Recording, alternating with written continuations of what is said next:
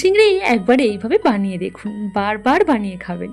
তার জন্য প্রথমেই আমি সমস্ত উপকরণগুলোকে সুন্দর করে কেটে ধুয়ে নিয়েছি। পটল, আলু, চিংড়ি মাছ, এমনকি সমস্ত মশলা।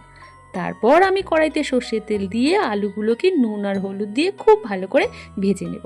আর সেই তেলেই একেবারে পটলগুলোকেও লাল লাল করে ভেজে নেব।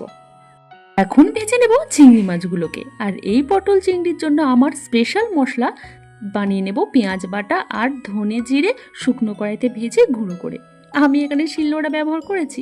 তারপর চিংড়ি মাছগুলো ভাজা হয়ে যেতেই সেই কড়াইতে তেল দিয়েই দিয়ে দেবো গোটা গরম মশলা, শুকনো লঙ্কা আর গোটা জিরে। পর দিয়ে দেবো পেঁয়াজ বাটা, আর পেঁয়াজ বাটাটা দিয়েই একটু লাল লাল করে ভেজে নিয়েই একে একে দিয়ে দেবো আদা রসুন বাটা, তার সাথে টমেটো আর কাঁচা লঙ্কা।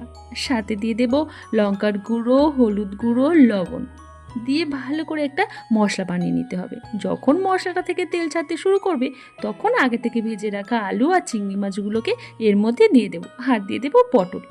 তারপর কষিয়ে নিয়েই গ্রেভির জন্য দিয়ে দেবো জল। ও হ্যাঁ, জলটা দেওয়ার আগেই আমি দিয়ে দিয়েছিলাম গরম মশলা গুঁড়ো আর ওই যে স্পেশাল ধনে জিরে গুঁড়ো। দিয়ে কিছুটা সময় কষিয়ে 5 মিনিটের জন্য ঢাকা দিয়ে দেবো।